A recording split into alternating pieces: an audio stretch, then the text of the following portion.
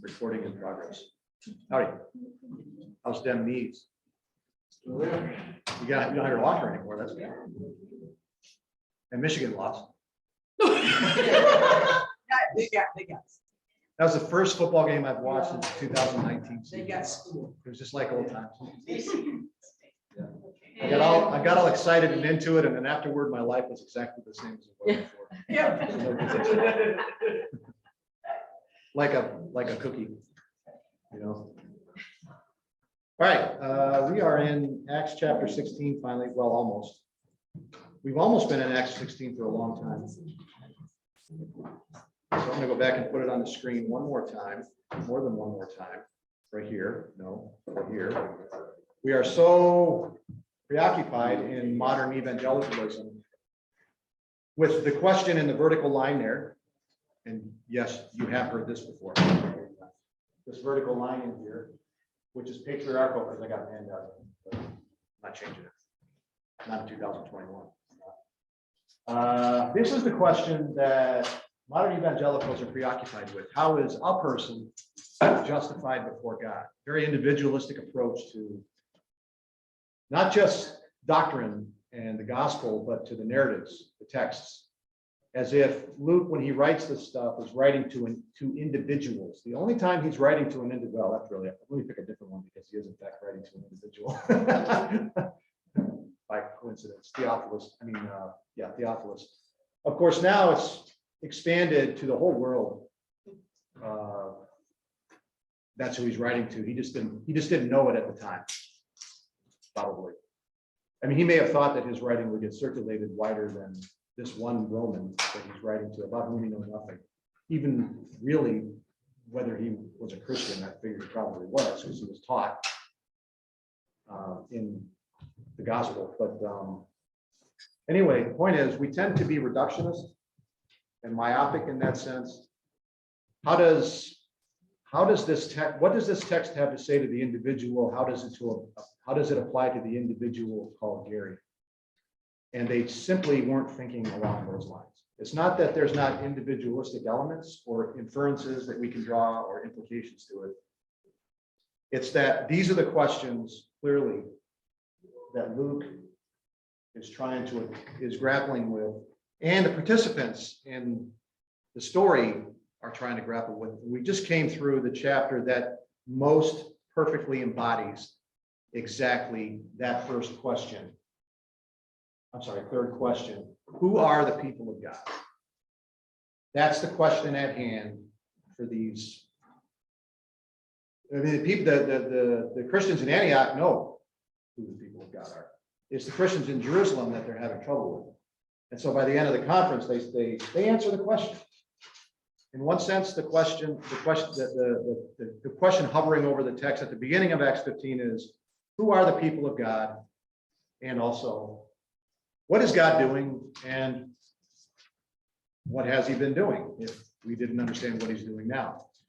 And by the end of the chapter, that's resolved. And now that it's resolved, we can go back to the outgrowth, the growth of the church and the outreach of the gospel. And that's going to be chapter 16. So what you're going to see in chapter 16, well, we'll get there in a minute. Let me finish off chapter 15 so I can keep my promise from 2 weeks ago that we eventually finish chapter 15. Well, last week you said you finished 15. I forgot to talk about John Mark. It will take long. Trust me. All right, so we reached the end of this conference, whatever you want to call it, First Church Council. There's apparently been a private meeting already between Paul, Titus, Paul, Barnabas, the Jerusalem apostles, and then also, maybe we'll talk about this later, Titus was also there. He's never mentioned in the Acts. It's kind of a strange thing because he's so prominent in Paul's writings as partner with Paul. He wrote a letter to Titus, but he's never mentioned in Acts on the actual journeys. So we'll get back to that at some point. Anyway, council's finished, and now on we go. So they go back to Antioch, they deliver the decree, all is well. Paul wants to go back and visit you can call it a missionary journey, but really it's a visitation to the churches, because that was Paul's heartbeat, was to have healthy functioning churches, one united people of God, consisting of both Jew and Greek, all of whom exist on an equal footing with equal participation in the kingdom of God as a unity within the church. That was, so he's probably going back to ensure that kind of thing.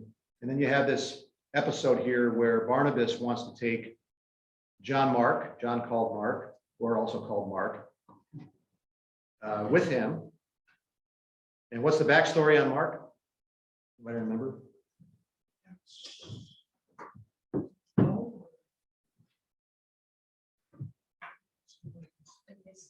Yeah. Yeah, there's a split. It happens in 14 on the first journey, early. Mark goes with them on the journey, and then I think before they even get out of Cyprus, he heads back. And so Barnabas wants to take him on the second journey. Paul won't back down. Barnabas won't back down. This is not a relationship like between Paul and Timothy, for example, where there's a clear elder. These are two equals, Barnabas and Paul. In fact, it's not even that. It's on the first journey, Barnabas was the leader and seemed to be the leader to the places that he was visiting. Paul was the speaker, but Barnabas was seen to be the leader. And Barnabas wants to take John Mark. Why might he want to take John Mark? Barnabas is an encourager. He wants to encourage him. It's also his cousin. Yeah. Paul, why do you want to do like this to my cousin? Right? And I agree with that. Remember, Barnabas appears in the narrative from beginning to end, almost every story with him. He's the one who led the way in Jerusalem with outreach to the lower classes that were in the church. You know, you have this social caste system in the ancient Roman world, Greco-Roman world, and the classes were so disparate from each other and isolated that you could call it a caste system. I call it, as you've heard before, first century social distancing. They want us to stay 6 feet away from everybody. Back in the day, you just did not associate with people that were below your class. And so that became a problem in the church. You cannot have that one united people of God. No rich and poor, no male or female, no whatever. And Barnabas leads the way in that and becomes the example. He's also the one who, when the church springs into being in Antioch in ways that we don't even know because it's not said, it just, like I've said, we had an argument this past week, not an argument, a discussion about, I think I mentioned it last week, about the missionary movement. And I said in the middle of this discussion that Christianity is and always has been a grassroots movement. It springs from the ground up. It springs from the ground in which it is, in which the people are. And that's just the way it is. And so this church in Antioch is just there somehow. I mean, clearly the gospel was brought to Antioch. It's never said how, except that these people made their way there. So we don't have any of the stories. But anyway, Barnabas was the one who went there. The apostles, they knew what they were doing too. In Jerusalem, they sent Barnabas to Antioch to see what was going on, and we can fill in the blanks about whatever else. Barnabas sees what's going on. He's the one who goes and gets Paul and changes the world in the process. And after this narrative, and then he's the one, he of course is a part of the first missionary journey in chapter 14. And now they're going to do it again, and it's Barnabas and Paul. But this time, there's this conflict of some kind, disagreement that is so strong, they decide to go their separate ways. Barnabas goes to the west, across water to Cyprus, which is his home country. Probably not a coincidence. That's also weird. You know, now that I just thought of this, that's the place that John Mark left from. The place that he departed from, deserted from, in the language, withdrew from, for whatever reason we're not given, is the place that Barnabas takes him to on the first leg of this journey that we don't find anything else about. So maybe there's some encouragement where he's gonna conquer this demon. And John, I don't have any idea, but that's where they end up going. just could occurred. make an observation. I think Mark is useful to Paul later on. She says in 2 or 3 of his letters, Yeah, we're gonna look at that. because, As we I go. think because that's part of his ministry. Yeah. He says. Yeah, it's interesting how you don't have to ask what these guys' gifts were or their loves, their priorities and so forth. They just oozed out of their lives. And it was that way with both of these guys. Probably one of the amazing points in the history of redemption that these two had to separate from each other in such a strong disagreement. It's going to get resolved. And as important as Paul is, Marcus certainly has a whole lot of importance as well, does he not? Isn't it amazing? Isn't it? So who, you're going to predict God, huh? You're going to decide what God is going to do next. Look at this narrative.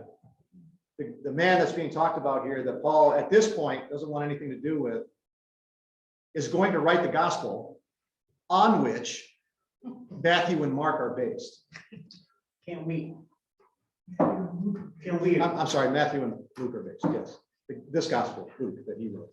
can we agree then that sometimes sharp disagreements within the church concerning individuals, Or a number of other things. our God, Can we assume it?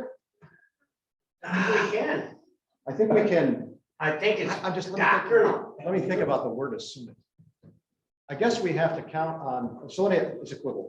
You commented the sovereignty of God, but I also know, in my experience, at least 3 times, somebody has used that to explain conflict in the church, which I don't think that works at all. You can count on, what you have to count on, everybody involved has to be counting on the fact that God is sovereignly in control here. And if one of the parties isn't like that, then you have a big problem. But if everybody is submitted and they put their ego aside and act humbly with a view to themselves possibly being wrong, then it can work. But if not, man, it tears churches apart. I think you see how big Paul is too, because he's willing at the end of his life, in the end of his last prison epistles, to admit that Mark is useful to him, he wants to see him. Yeah, Which I think is really interesting, because he's the reason, he said, I'm not gonna have anything to do with it. In fact, we can't go together, because if you gotta take Mark, I'm not going. so there's also on that line, 1 Corinthians 1. So about Barnabas and Paul. So 1 Corinthians, remember that happened on the first journey. The event happened on the first journey. The repudiation of whatever you want to call it, of Mark by Paul, at least as far as ministry goes, occurs before the beginning of the second journey. Paul is going to visit Corinth on the second journey, towards the end of it. And this is a letter that Paul wrote. I don't know that we know when he actually wrote these 2 letters, 4 letters, however many letters there were total. They date him early, you know. Date, it depends who's dating. Is it chapter 2? Maybe it's chapter 2. Well, let's do the old-fashioned search. We do this a lot now.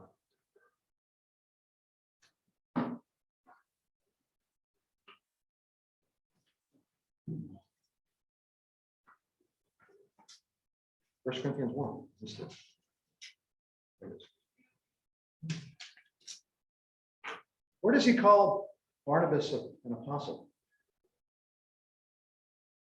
That's the only mention of Barnabas outside. If I got this messed up, maybe I do have this messed up.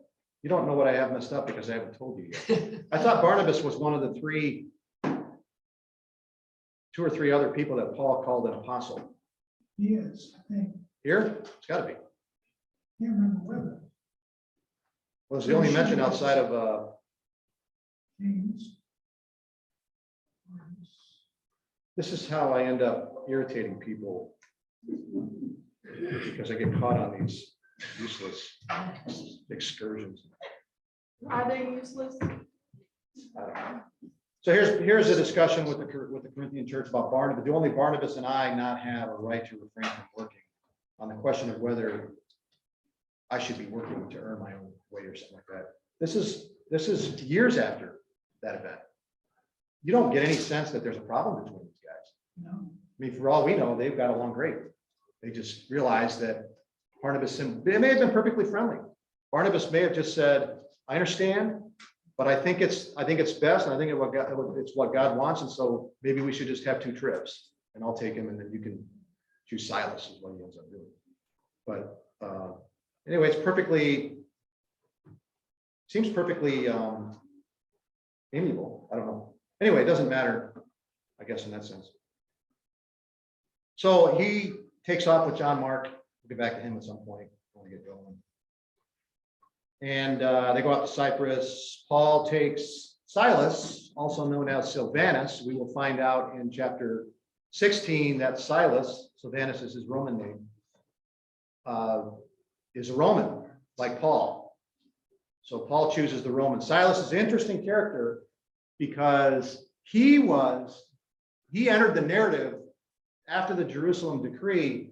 He was in Jerusalem. He was considered part of the Jerusalem church. And the Jerusalem church chose Silas, and another guy named Judas that we never find anything out about, to go to Antioch to represent in person the decree that they're delivering by letter and to offer encouragement. Silas was one of the 2. So in the Jerusalem church is a Roman Christian named Silas. So there's all kind of complications here.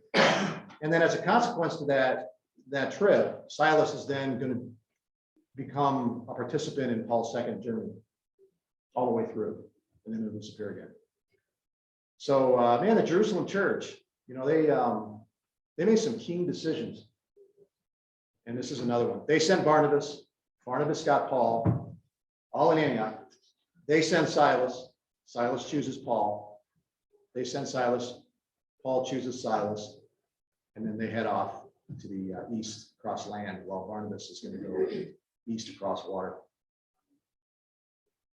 He's traveling through Syria and Cilicia on the second journey. Here's the beginning of what we often call the second journey. Missionary journey, you know, I don't know. We like to work in categories. Missionary journey, it's not described that way. It's described as a visit to the churches that he's already established. So it's convenient. There's 3 missionary journeys in Paul's letter in the Acts. As long as you don't take the word too literally and just go with the narrative. But here's the journey. Let's just look at it at the start. We're going to leave Antioch right here. We're going to do a round robin like we did before, and end up back in Caesarea. He'll head up to Jerusalem to say hello. Then he'll head back to Antioch after that. Spend who knows how long there, because it's 1 verse in Acts chapter 18. He spent some time in Antioch, and then he took off again and heads back to the east. So yeah, there's 2 journeys there, but you can narrative wise, you can almost call it 1 journey. They spent some days there, I think is how it's phrased. But at any rate, you'll see that this map has him stopping in Tarsus. What is Tarsus in the narrative? Its significance? It's where Saul grew up. It's where Saul was born. He claims to have been brought up in Jerusalem. So that's his family ancestry. His family in Tarsus is never mentioned. And it's never mentioned, in spite of this map, that he had any ministry at all, not just in Tarsus, but in Cilicia at all. He simply ends up in Galatia. So when he does this, there's already, look what it says there. There's already churches there, right? Traveling through Syria and Cilicia, strengthening the churches. Remember how old Christianity is here in the Roman Empire, outside of Palestine. Paul's had 1 journey. It's not older than, I don't know, less than 10 years. I mean, assume that in the 40s, the gospel is somehow, no, it's not. Yes, it is. I'm creating my own narrative in my head as we speak on this. Yeah. Aren't these churches just a result from the stoning of Stephen? No, Yeah. Well, I mean, go ahead. you're talking about the ones in Galatia, really, that's what Paul and Barnabas did the first time. So in terms of, what do you want to call it? The impetus, the catalyst for this idea of the gospel breaking out of Judean territory, yes, I would say. That was the first, that chapter 8 is when the gospel and the Jews in Jerusalem crossed the great divide, the great barrier, and extended the right hand of fellowship to these Samaritans that previously they viewed as defiled and wouldn't even touch the soil on which they lived. And because of, and what happened in Acts 8, that all changed. And if you want to think of then that, now that that barrier is gone, and then the next barrier, which is Peter preaching the gospel to the Roman centurion in Caesarea, 2 chapters later, narrative-wise, that's what breaks it open. But as far as what kind of outreach was happening all over the empire on its own, I mean, these churches, there's men of Cyprus that come to Antioch to preach the gospel. Men of Cyprus, that's not mentioned anywhere. Where is that mentioned? Where is Cyprus mentioned? It's like Rome, who started the church in Rome? Who started the church in Rome? I mean, that stuff is all mystery. Who started the churches in Cilicia? We have no idea. So I think Brian's right. The gospel is just moving around, and Luke is relating the parts that matter to the story he's telling. But that doesn't mean that's all that's happening. There's lots happening. It's a very, very active time in the history of the church. And it's going to get more active. I mean, when we hit the next narrative, and there's going to be some new elements to this in the second journey. And I would not assume, look, just because Acts only records 3 journeys of Paul after his conversion, let's leave aside the trip to Arabia and so forth that we can gather from Galatians at the beginning of his, right after his conversion. 3 sort of stated journeys. That doesn't mean that's the only journeys that he made. These churches in Cilicia happened somehow. It's not that far away from Antioch. Right, where's it? Right there. That's all it is. It's right next door. So it could easily be the case that this church in Antioch is sending people up, including Paul, and they're ministering in Cilicia. And you get this wave of action, if you will, propagation across the land. There was a question or a debate in there somewhere. I don't know if that really addressed it. Well, I like to remember John 21:25 when he wrote that statement about if we wrote everything that Jesus did, you know. Yes. So you're talking about this person writing a story and wants to tell us something. They didn't do it to tell us how everything happened. And that was just one person, Jesus. Right. Now So you it's have the just Holy like- Spirit multitasking on countless people, too many people to count, and all for the same narrative, all for the same transforming purpose. But there's just so much happening. We would love to have that material and know what happened, but probably never going to get it. So you can save those questions for the great press conference in the sky. So the spread of the gospel is like a bite. I'm sorry. You know, it's funny you mentioned that. In chapter 16, I'm going to use the word pathogen when we get to the story about the slave girl, or what King James calls the damsel, the young damsel.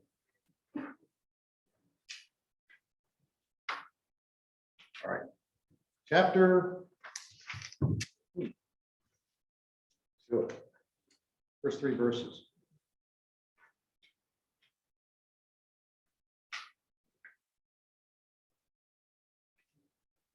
So he's on this journey. They've already started. He's on this journey, and he's made his way across Cilicia. This was the territory of his first journey. And so Barnabas does this, Paul does this. Who knows? I mean, for all we know, they met in the middle somewhere, had coffee. We have no idea. And that's where Mark, once Paul saw Mark, I'm making this up as I go on.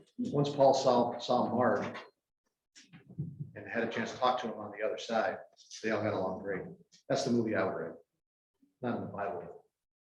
It would rehabilitate Mark, even if it's not true. So I probably shouldn't do that. I'm not going to do that. Even if I'm asked to do that. Okay, back to the narrative.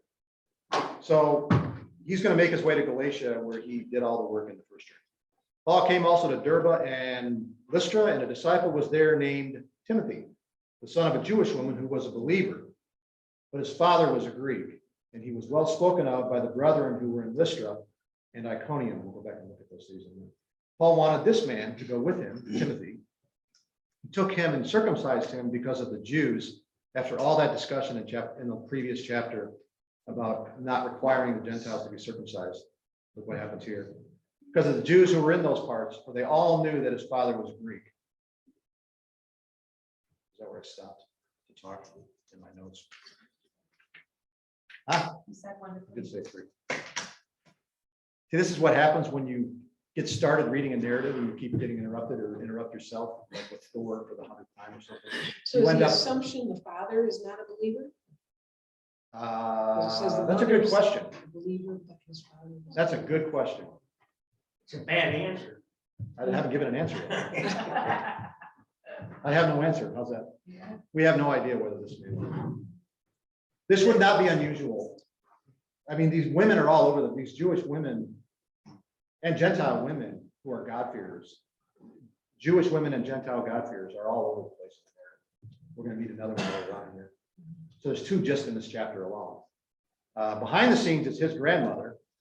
Extra credit if you know her name. Yes. Eunice. It's not them both.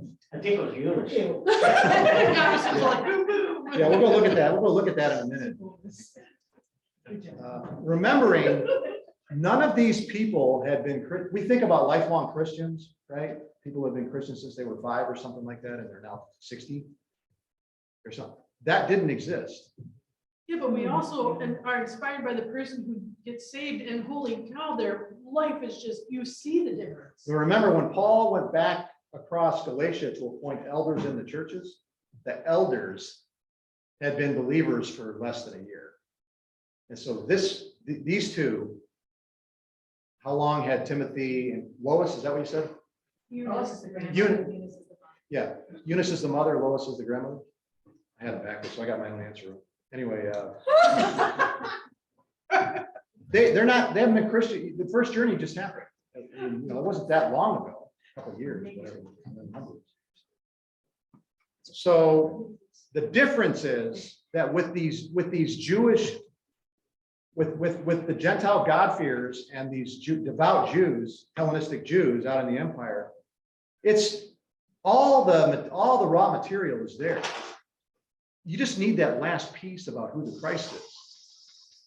And it's a very short step when you just embrace that as well. It's a very natural thing. It would be a very natural thing for a devout Jew, particularly if they were sort of Pharisaical and believed in the resurrection of the dead, to embrace Christ and become a Christian. It's hardly any step at all. And so I think that's the other side of it. They're young in their Christian faith, but they are old in their piety and their embrace of the God of Israel, upon which their Christian faith is based. Okay, so Paul, let's talk about Timothy. Paul visited Derbe and Lystra twice. There's Lystra, Derbe. Remember, he got chased out of Antioch, Pisidian Antioch. He got chased out of Lystra. I'm sorry, did he get chased out of all 3 of these? Yes. He got chased out of Lystra, and then he finally went to Derbe. And they said, wait a minute, I'm not taking this. And he goes back to all 3 cities, probably sometime after the magistrates that the Jews had left that got him in trouble. The magistrates had changed out because they changed often.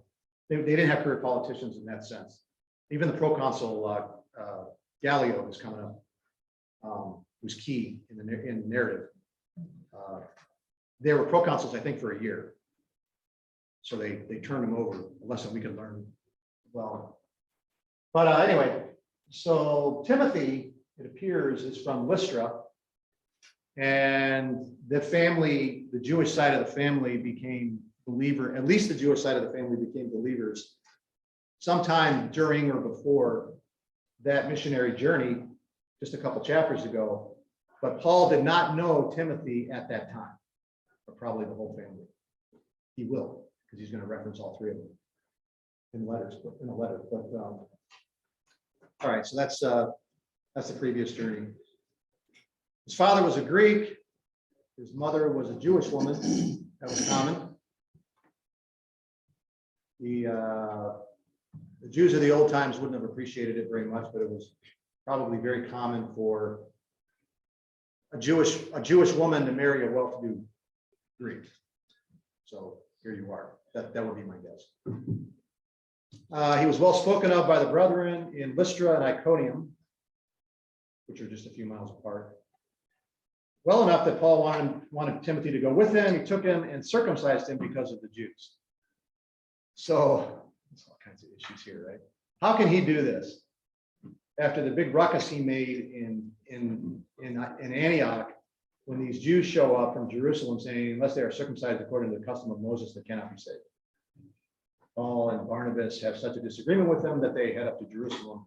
Paul had already written the letter of Galatians, probably, where he chastises the Galatians for submitting, as he says, to circumcision. So how do we deal with this? He had done it just so that it didn't become a major issue, just to avoid the major issue. Because it's probably still wrong. Because it keeps stating that they circumcised because of the Jews. That's been said more than once. Yeah, He gives him a whole new, it makes him like the Swiss Army knife of religion. pun That he intended. can fit into any situation now. He's a Jew, he's a Gentile that became a Jew in order, And you don't want to cause a stumbling He block now to has- Jewish people. he now has access to the synagogues. He didn't before. But he wouldn't because his mother was Jewish. Where's it at, Pastor? I am all things to all men. 1 Corinthians 9.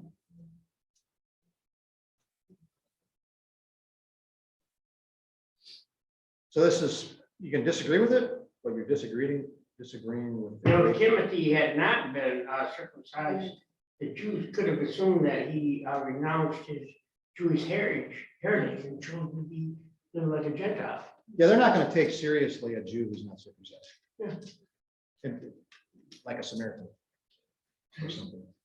I'm free from all men. I have made myself a slave to all so that I might win more. The Jews, I became a Jew so that I might win Jews. To those who are under the law as under the law, though I myself am not under the law, so that I may win those under the law. For those who are without law as without law, though not being without the law of God, but under the law of Christ. That's some great stuff to study. So that I might win those who are without law. So the weak I became weak, that I might win the weak. I have become all things to all men, so that by all means I might save some. What better I way, do all things for the sake of the gospel. what better way to show that circumcision means something than to have to hold back one because, hey, it doesn't mean anything, and then to circumcise another just so that he can get in. It means nothing. Yeah, that's a good point. In a sense, by doing it, he's demonstrating his belief that it really doesn't mean anything. It's outward flesh. But do they talk about this stuff openly going on? Hey, I'm circumcised. Are All you? right, so let's deal with the, let's deal I with think they have the, somebody at the door that. let's deal with the They elephant. have a passport. Let's deal with the elephant. We'll deal with the elephant in the room. How are the Jews in those parts going to even know that Timothy is uncircumcised? His father would agree. No, because. How are they going to know he's circumcised? About that. Yeah. They may have had a little different view of nudity and modesty than we do. Both Romans and Jews had gymnasiums, which means Christian. The Colosseum, these fights among the gladiators, they were fought like that. Okay, I'm picturing the different. robes all the time. It's Okay. different. But I don't know the Jews, I think. No, the Greeks So did. I don't know that's a solution. I think. Right. That's all I got. I know. I got nothing How else. would they know he had a Jewish mother unless he told them? I don't know.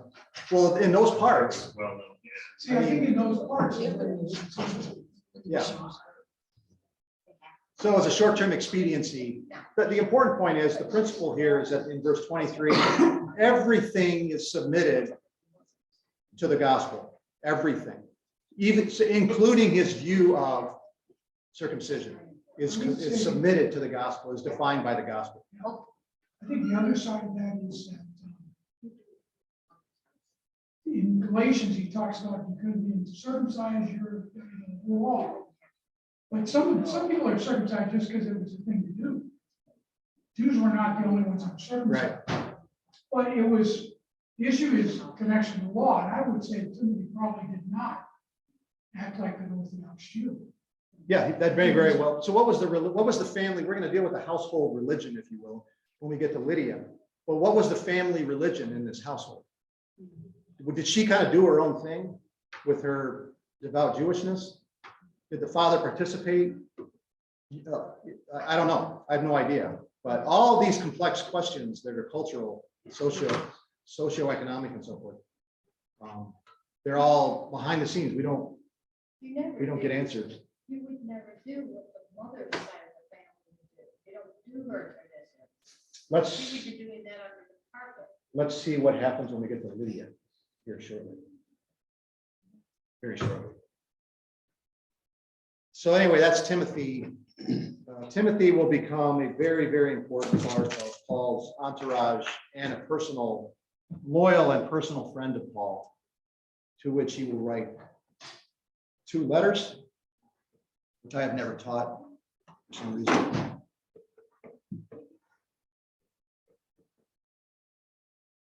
Okay. If you're wondering about the mother and grandmother of 2 Timothy 5.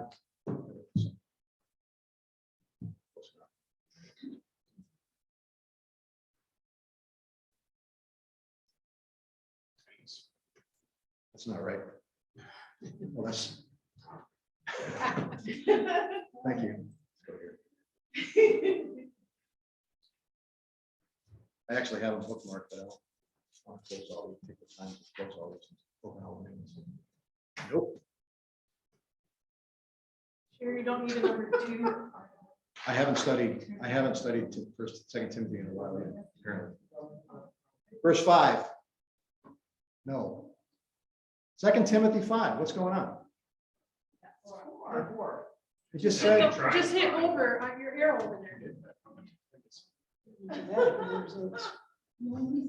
what's going on? What am I missing? 2 Timothy only has 4 chapters. Yeah, that's what I was just gonna tell you. So this is why you go back and just do this. Yes. There's only one term. 1-5. 1-5, which is what I got in the narrative here, or in the notes. All right, so all this just to show you those words. Right? So he talks about his grandmother Lois being the first Christian, and then his mother Eunice. So it's the unspoken presence, right? I mean, in here it's just you don't get the name of either of them, and it's this unseen presence of this grandmother, who is the result of this heritage now, where her grandson is going to become a believer, and then that grandson is going to become partners with Paul in the gospel on the second missionary journey, and then more. So there they are. That's why I think it matters to read about these people a little bit. A lot of women in the gospel, a lot of women in the narrative. It's just that often in Luke and Acts they do occupy a prominent place. In the letters, they're mentioned like this, but they're just kind of all over the place. This often unspoken presence, an unnamed presence. Think about the resurrection narratives and how many, I mean, the apostles were not the first ones to see Jesus alive again. We have those names. Those names are all female.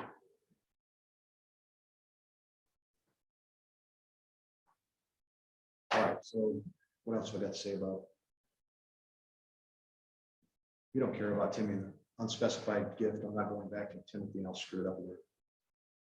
So let's see here. Timothy does not replace Silas. So this is Paul and Silas and an unknown whoever else.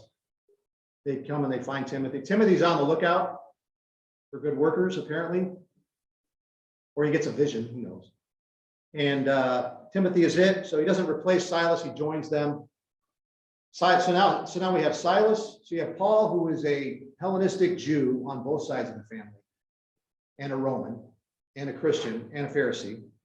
Then you have Silas, who is probably an educated Roman, and that's why, for example, Peter is going to use him to write 1 Peter. There he will be known as Silvanus. And now you have Timothy, who's a product of a mixed Jew-Gentile heritage, where he wasn't even circumcised. And so these things all matter in such a class-based system like the Romans. I mean, they were all about, so were the Jews, were all about class. You had to know what sort of person you were dealing with so that you could know how it is that you could interact or even whether you could interact with that person. It's a repulsive thought to us, even though we do it, right? But to them, it was efficient. You didn't want to be caught talking to a Samaritan. And a Jew didn't want to be caught talking to they're just probably not going to interact with Jews like Timothy. What does it say about his mother that she didn't even bother having him circumcised? When she wasn't even a Christian yet, because it didn't exist. She didn't bother. So what was her religion? You What was say she? didn't bother, but it could be because she had her husband who said no. Yeah, could be. Hello? All right. Well, you followed what the father I did what the father did. And we're going to get, somebody mentioned that, the household thing. Yeah. so the wife didn't get to say. Yeah, women were down towards the bottom of the social strata. They And were, so Timothy doing this must be old enough to step away from his Yes. father. although he's still a young man, because even in the Timothy letters, Yeah, but he's not a boy. no, but he's referred to as youthful by Paul. That's anybody under 30 though, wasn't I don't know. I don't know, it? They became maybe. adults But they became adults at 12. at 30. Yeah, same Well, standing. There's a Oh, different maybe- standing between the 30. Oh, So you're saying there's a difference between man and adult? I'm just saying that there was a different standing at beginning at 30. That's what I mean. Which is probably why Jesus waited till 30 to do his. Yeah, there was a That is an interesting coincidence. Okay, so like James, John, Barnabas, Silas, Titus, and a whole host of others, Timothy never speaks in Acts. Even though Paul's going to say in letters that he preached the gospel, that I think Thessalonica. The book would have been longer if he kept including all that. And that's all we're ever going to learn about his family, like Paul's. We know nothing of Paul's family except that he had a sister and a nephew. And the nephew will be responsible for saving his life at the end of the book. He just appears in the narrative in Jerusalem. So I don't know what that means. Paul's greetings to the Philippians in that letter, he includes Timothy. You will also see him co-author in the 2 letters to Thessalonica, I believe. Somebody can look that up. In Hebrews 13, let's just close all these. So I opened all these things, but now I'm not going to do anything with it. Maybe we'll do it next week. Where did I have this open? There's Silvanus, Silas. 3, there it is right there. Paul, Silvanus, and Timothy, the church of the Thessalonians. Grace to you and peace, both of them.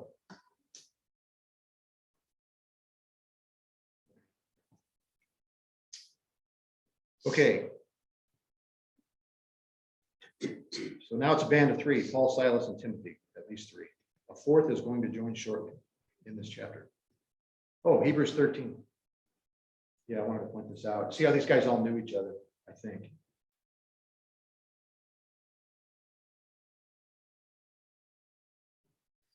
Which, oh, why, just type it.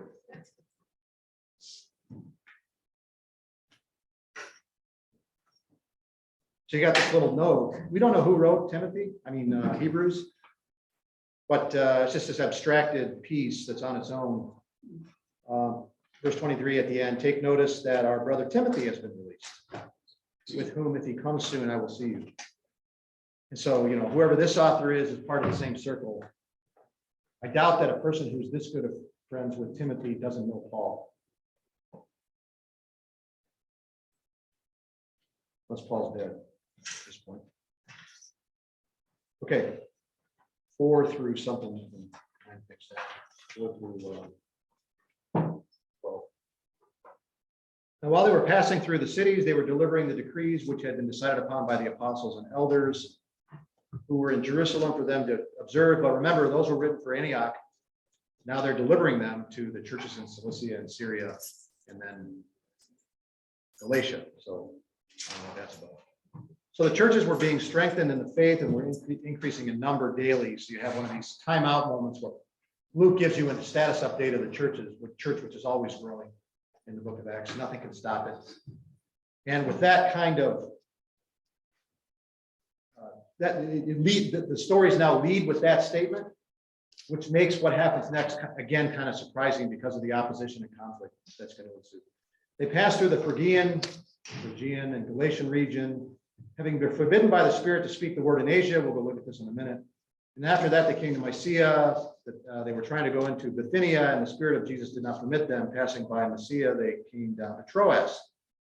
We'll look at this in a second. A vision appeared to Paul in the night. He gets a lot of visions. If this is typical, I mean, he got 3 visions before they even got to Macedonia. So if this is typical, remember that scene when Peter is being let out of the prison by the angel, and he supposed that he was just seeing a vision? Yeah. Like I said, how would you like the visions to be so common that you just think, well, it must be another vision? You know, and apparently Paul is the same way. Vision appeared to Paul in the night. A man of Macedonia was standing and appealing to him and saying, come over to Macedonia and help us. Get a sense of desperation. We need the gospel. When he had seen the vision, immediately, look at that word right there. We have not seen that before. Sought to go into Macedonia, concluding that God had called us to preach the gospel to them. So there it is for the first time in the book of Acts, in Acts 16, verse 10. The author reveals himself as at least sometimes participant and companion of Paul. We'll get back to that. I just wanted to note it. Okay, so here's let's go back and some of you may not like these maps, but kind of get so here they are in Galatia. They get to the edge of Galatia. They plan on apparently doing something here. These are the 7 churches that you see in the book of Revelation, 7 churches of Asia, plus Ephesus, plus Colossae, which Paul never visited in Acts. So anyway, they're forbidden to preach the gospel in Asia. Why on earth would they be forbidden by the Holy Spirit to do that? He doesn't condescend to explain himself, and Paul is not stupid enough to ask. So he just goes north. He goes, okay, well, maybe I can go into Bithynia. Maybe that's where he wants me to go. But, says the narrative, the Spirit of Jesus prohibited them or hindered them or something like that. So we go from the Spirit to how does it say it? Forbidden by the Holy Spirit to not permitted by the Spirit of Jesus. So why does Paul change? Luke changes language there. We don't.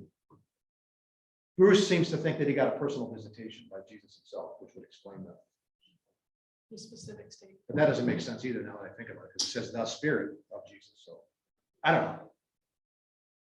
It goes all the way around there just to avoid, he purposely avoided everything Yeah. to get to Troas. Yeah, so Holy Spirit says, nope.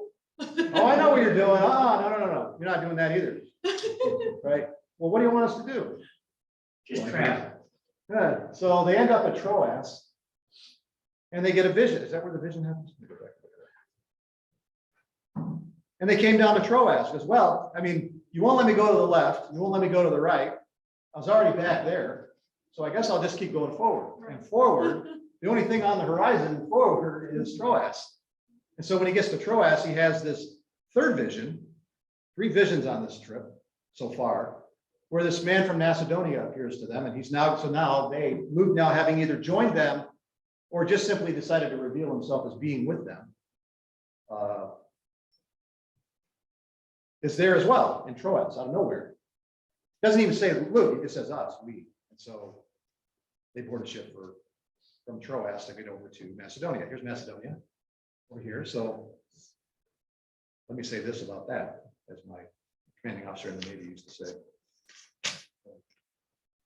which was always followed up by a rebuke of some kind, and everybody else.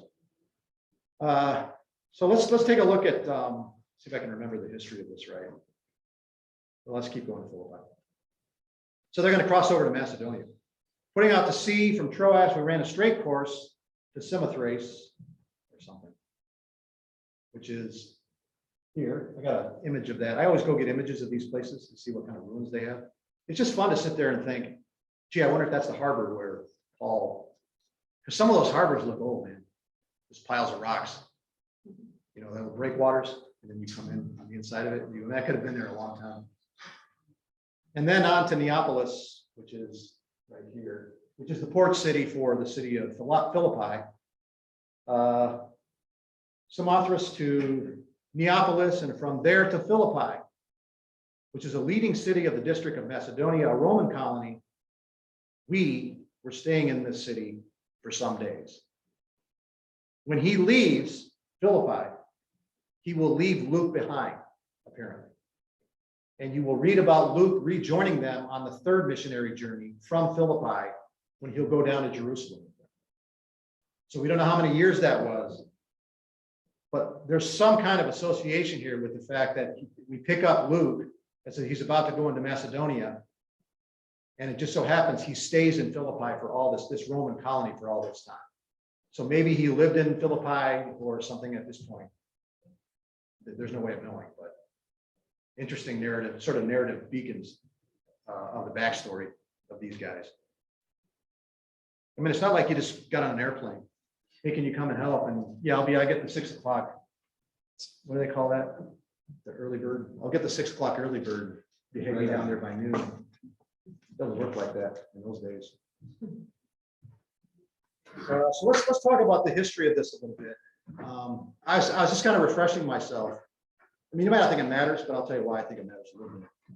So this is an important area because the Battle of Philippi happened up here when Octavian and Mark Antony defeated Brutus, who was the guy who assassinated Julius Caesar. Those two guys, Octavian and Julius. Mark Antony, defeated them at the Battle of Philippi, which solidified Octavian, and which eventually led to him becoming the emperor, the first emperor of the Roman Empire, the creation of the Roman Empire, Augustus. That was Octavian. After which, well, actually before which, so after he wins the Battle of Philippi, now he's got to take care of, now there's this intrigue between him and Mark Antony, because Cleopatra enters the scene with Mark Antony, and they fight a battle against Octavian in Actium, which is over here, I think, somewhere. And they defeat Mark Antony and Cleopatra, who hightail it back to Egypt, where Mark Antony kills himself because he thinks Cleopatra has killed herself. So then she kills herself. Depends on how much of these legends, how much of this you want to believe, but then the romantic legend begins, right? They killed for love and so on. So they committed suicide like Romeo and Juliet, or Bonnie and Clyde would be a better example of it. Such a good Something like that. And it's gone on to this day, Antony and Cleopatra, plays written, movies written. So how much of that is true? My guess is none of it. Although they may have, I don't know. Anyway, the point is, what's the point of all this? The point is, that happened, the Battle of Actium, when Mark Antony and Cleopatra, by the way, was the queen of Egypt. She was the last of the Ptolemaic Greek. She was not Egyptian, she was Greek. Queens, Ptolemies, over Egypt. That was the end of the Egyptian empire. Because now there's Augustus, who was Octavian, or Octavius. Anyway, that all was solidified at the Battle of Actium, when Antony was defeated, Antony and Cleopatra, which happened in 30 BC. So we're now about 50 AD. So these events, with the creation of the Roman Empire, look at the history of this area. That's 80 years old. And there were people whose parents were in Philippi. He's going to a church, he's going to a city where there's all kinds of people that had parents that were in Philippi when the Battle of Actium raged. The Battle of Philippi raged. And that's all behind the scenes. That's all still settling down and so on. The history is unbelievable that these people traveled in, that the gospel was now making its way to. And so now what's going to happen is you enter particularly Thessalonica, and then when you get back to, here's Thessalonica over here, and then Corinth, Athens, and then Corinth, and then Ephesus. These are all highly pagan cities. Corinth and Philippi were Roman colonies, but they were highly pagan. And so you have, for the first time, bumper car fashion, like I used an example a week or two ago.